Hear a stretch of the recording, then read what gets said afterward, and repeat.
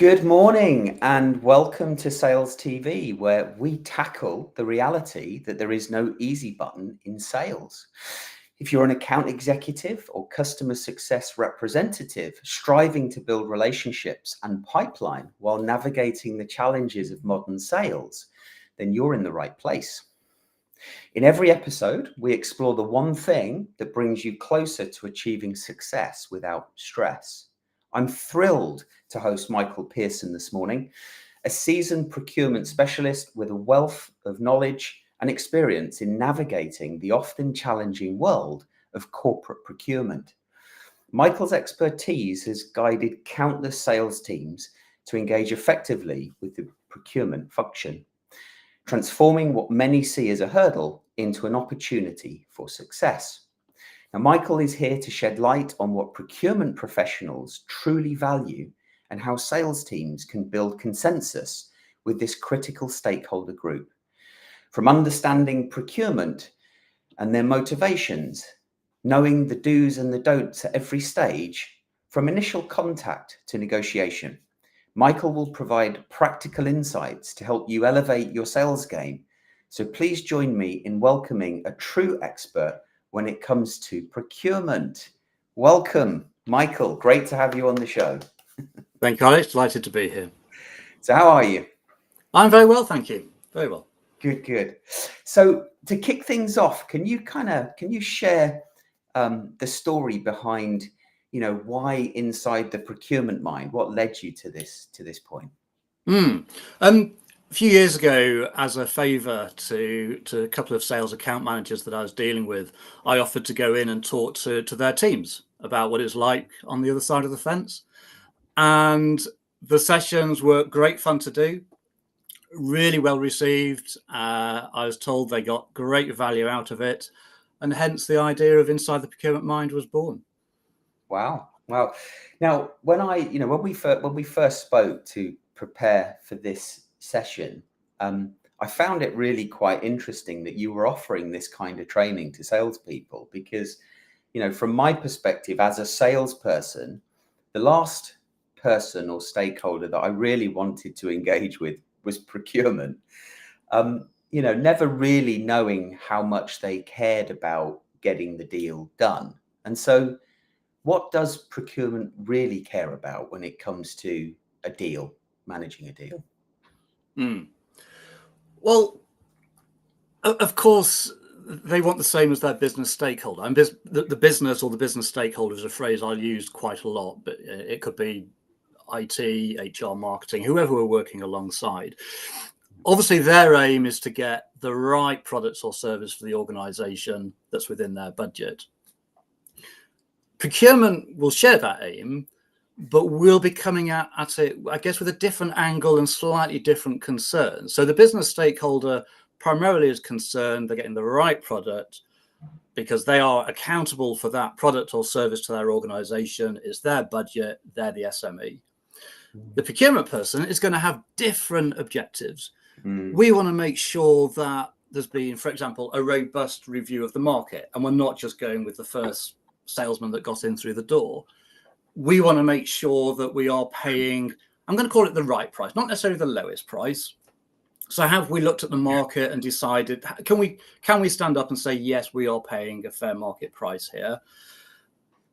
Having said we don't want to get the lowest price, I make no bones about the fact, and we'll talk about negotiation later on, I want to make sure I've got your lowest price that's possible.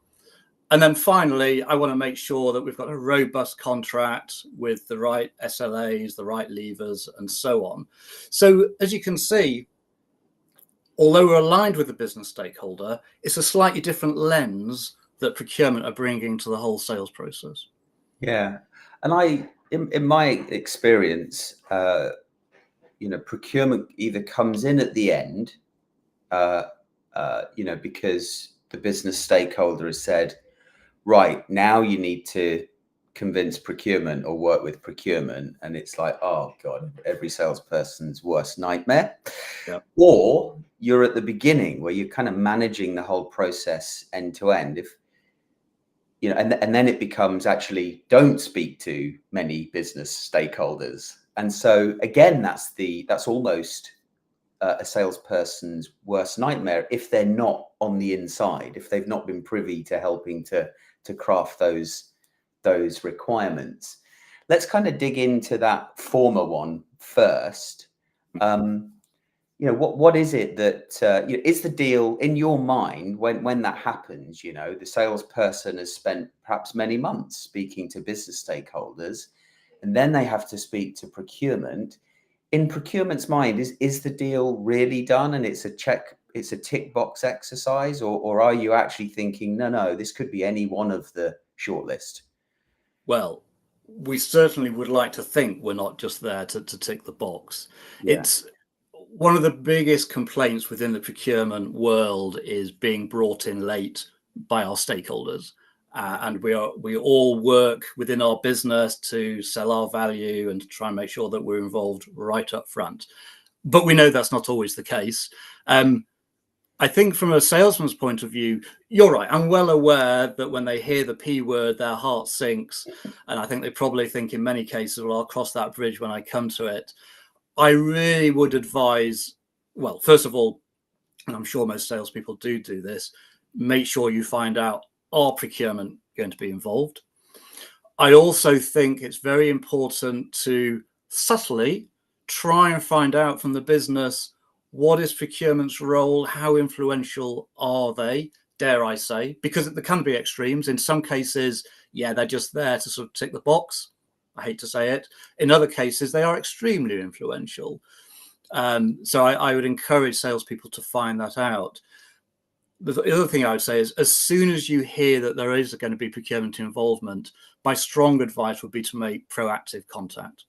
Right. I think, first of all, because you're going to find out a little bit more about the process that might need to be followed, it allows you to at least start to build that rapport and connection with procurement, who I have to warn you are going to be cynical. Procurement people hate it when a salesperson calls up and says, I've been speaking to so-and-so, discussion seems to be going well. What do I need to do now? Because that sounds slightly presumptuous. And the procurement person, as I said a few minutes ago, is thinking competition. Have we scoured the market? What pricing have you been promising this? What story have you been telling to my business user? So they are going to be cynical, but at least early contact will give you the best fighting chance of getting over that to getting to the outcome you want. Right. And so is a better approach for the salesperson to say, be very respectful to the role that procurement has and say, what can I do to help you in this process? Absolutely. And perhaps something along the lines of, without being too, buttering people up, along the lines of, understand you're an important person in this whole process. Would very much like to get to understand about the process, about you personally. What is it we need to do to make sure that you are absolutely comfortable that we are the right organization with the right service for you? So something along those lines. What you shouldn't do, as I say, is come across as slightly presumptuous. Discussion's going well. It's going to lead inexorably to a sale, so you better get on board. Yeah. People wouldn't use that wording, but that's sometimes the implication from the discussion. Yeah, of course.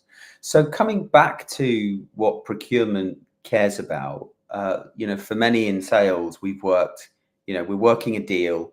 We've perhaps worked really hard to quantify the business value and perhaps the differentiating business value compared to the competition on the shortlist. And we're in this negotiation phase. I know there's multiple stages with procurement, and perhaps we can come back to that. But we're in this, what we think is the negotiation phase, because that's how we've been conditioned with regards to the role that procurement plays. But you don't really care about that business value per se, do you? As you've touched on, or do you? It would be very remiss of me to say we don't care. Of course we do. Yeah. But I suppose, back to what I was saying almost at the start, if I'm working alongside someone who understands what they need, understands their budget, and ultimately is going to be accountable, then I guess I'm treating them as my SME. We're past the stage of knowing whether this is the right product or solution. I am now in the mode of absolutely making sure that we have got the best deals. Since you've talked about negotiation, at that stage, I am in the mode of making sure we've got the best pricing. And I make no bones. Personally, it was my personal mission to get the lowest price out of you. A price ideally below you thought you could ever even go. That was my personal mission. Okay. And I should quickly say, I always trusted that you would not go below what you required to make the deal work and to provide a good service. So it was never personal towards the salesperson. Oh, no. You just wanted to make their life hell by negotiating Well, as hard as possible. the thing is that, yes, because most procurement people will say that negotiation is the part of the job that they love the most. Yeah. It might be something of an ordeal for the salesperson because they're being put through hoops. They want to get the deal done. You have to remember that for a procurement person, as I say, it's a fun game of cat and mouse. It's the part of the job they love the most. And of course, almost certainly they're going to have a savings target sitting behind them, which they need to achieve. And negotiating is one of the best ways they can achieve that. Yeah. Well, the only way usually. Yeah. Let's we're jumping around a little bit, but I just want to come back to the scenario when procurement's leading, and that makes it very difficult for a salesperson who wants to try and take a bit of control in the deal, but also convince the business stakeholders of the value that they bring and how it's different to the competition. And often that means changing the requirements because typically a gap analysis, whatever the process is that a company goes through to identify where the gaps are and what needs filling by a supplier. They've not always had the right things in mind, especially if it's a technology purchase.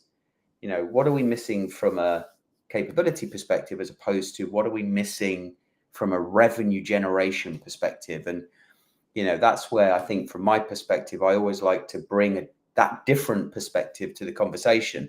But if procurement are leading the process and it's, batten down the hatches, these are the dates, this is the RFI, request for information, this is the RFP, request for proposal, don't speak to anyone other than me. I am God in this process. And that makes it really difficult. How bad is it if you do become aware that a salesperson then continues to build relationships quickly to put themselves in a good position with a deal like that? I mean, the scenario you paint there, I know it happens. I could not imagine running an RFP without having a business stakeholder right beside me and having all those discussions. I think if you're faced as a sales organization with that situation and you've had no pre-discussions whatsoever, then you actually would need to think very hard about qualifying that RFP opportunity to decide, particularly if it's competing with others. Do you really want to invest all that time and money in it? Now, it could be, of course, that you are no greater disadvantage than any other of your competitors because nobody's had the chance. I think, without being too stereotypical, I'd like to think the private sector typically is more open to those discussions and perhaps changing the specification maybe partly during an RFP, or at least being open to other ideas. Public sector, I think, has a bit more of a reputation for being a little bit more rigid, and it's more difficult to go off piste and provide something because they are much more rigorous in their scoring mechanisms, and of course they can be open to a legal challenge, so they tend to be a little bit more conservative. That's a little bit stereotypical, but that's been my experience of having worked in both sectors, and that's what I hear from salespeople as well. Okay, interesting. So what about so building upon that scenario? What's your view when a vendor, and it could be a very well-respected vendor, reviews the RFP, and it could be someone that you've thought they probably need to be on the list because their position in the marketplace, their success stories with other customers. What's your view if a vendor then decides on reading the RFP to actually take themselves out of the Mm. of the running for whatever reason, and there could be Yeah. valid reasons in there? Do you treat that with some respect, or do you say, do you think actually, forget them? Yeah. Well, first thing to say is a lot of procurement people don't quite appreciate just how much time and effort is involved on the sales side. Yeah, And there's almost an arrogance of, well, everyone's fighting to be on an RFP list. How would they not want to respond? But to answer your question, it would depend on how likely we thought it was that there would be a really, really strong contender. Because to be very frank and cynical, if you've invited 5, 6 people and someone drops out, you could think, great, one less response to have to review. yeah, But clearly, if it's a major player, yes, I've been in situations where I've gone back and clearly you don't want to sort of be begging someone, and you can't give them you don't want to indicate to them too much that you're a really, really strong shoe-in for this, because then, of course, I'm going to lose competitive advantage in the negotiations. But no, I've been in that situation where I've said to someone, look, this is a genuinely open RFP where you have as good a chance as anyone, so we really would encourage you to bid. And then, of course, you try and understand the reasons why they didn't want to in the first place. yeah, yeah. Because I've been at a company where we were laser focused in terms of who our ideal customer was, and therefore we would put a great deal of effort into winning that customer. And there was internal analysis done that it typically cost us $20,000 to run an engagement, a sales engagement, the way that we ran it. And if we weren't in early, the close rate, if we were just kind of added to the list and there was no prior engagement, the close rate's incredibly low, like 5% for a blind, Yeah. what we call a blind RFP in sales. I don't know if you call it the same in procurement. So it'd be very difficult to make that decision to actually be involved, with absolutely no idea that, you have a chance of winning. I think again, and again, I don't mean to be too stereotypical. Public sector, because of the reasons I gave earlier, tend to be very, very, I won't use the word rigid, but very objective, scoring things very precisely. It is less easy to bring in previous discussions, previous experience. I'm a very strong believer in cultural fit, which can mean a myriad of different things. But in the private sector, it's easier to bring those kind of factors in than it is in the public sector. So I think public sector, you are more likely to be able to win with relatively little prior engagement. I'm not talking here about really complex solutions, of course. Private sector, I would agree with you. And it doesn't surprise me at all that you said your win rate was much higher with those where you'd had that engagement than not. Yeah, it kind of, I can't help but think businesses potentially end up making the wrong decision without knowing it, because the purchase process was so closed.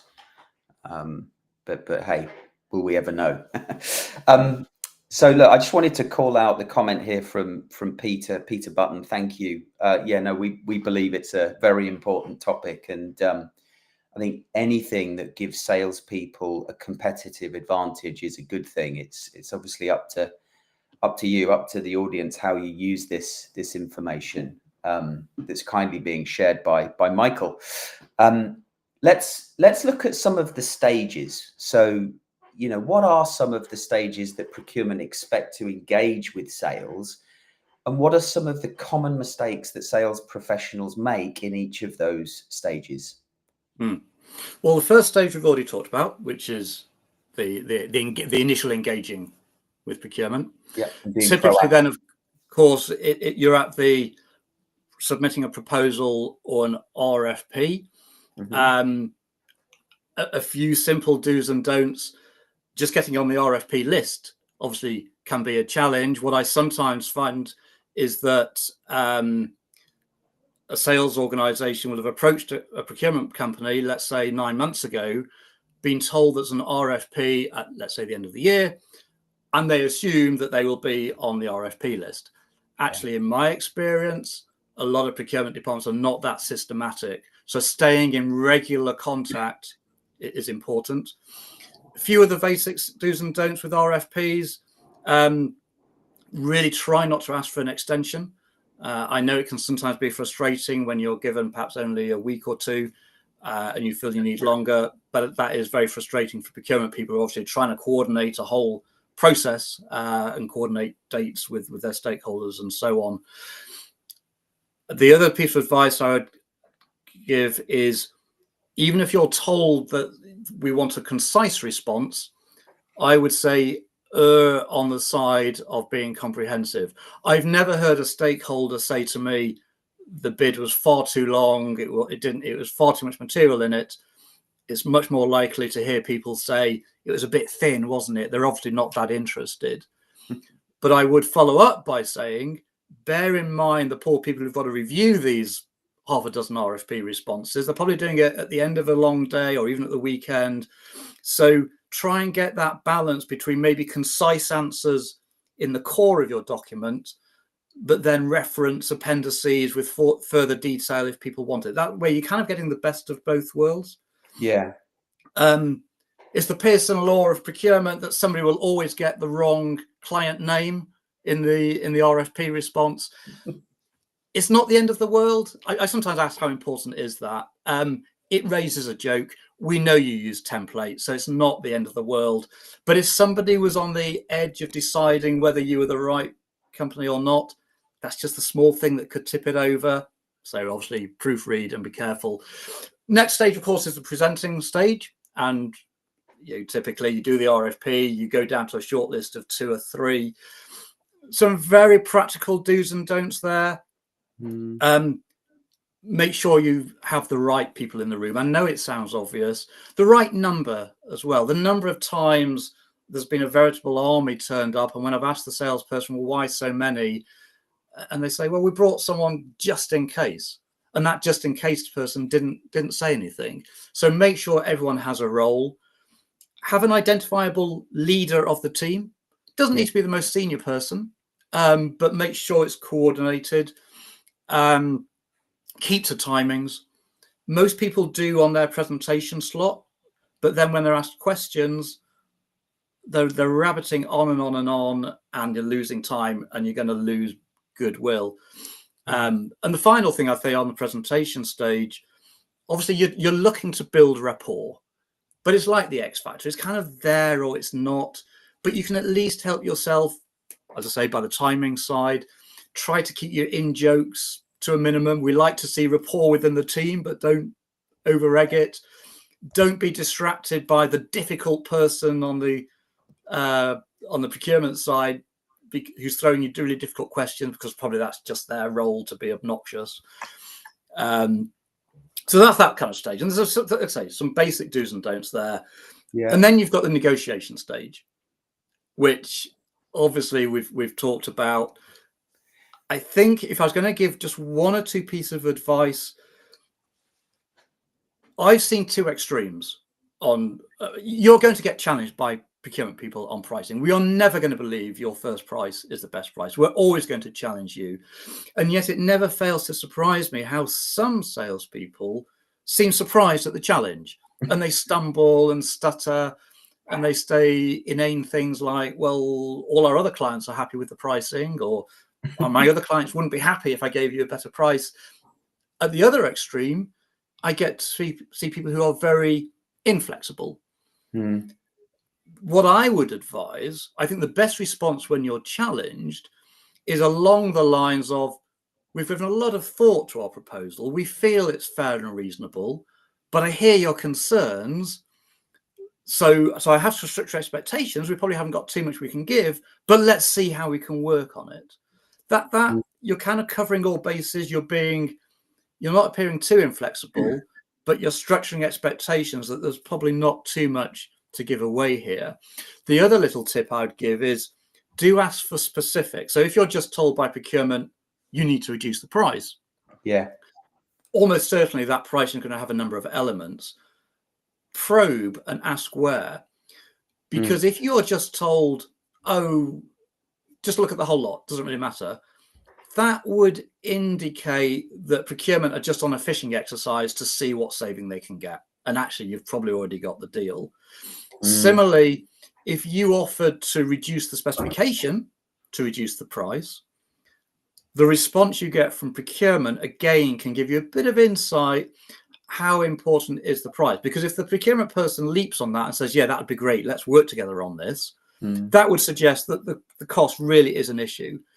If procurement insists that, no, we want to keep the spec the same, even without referring to their stakeholder, again, that would suggest they're just on a fishing exercise. Because don't forget, if I'm negotiating with you, I would say in the majority of cases, it means my business stakeholder likes your service.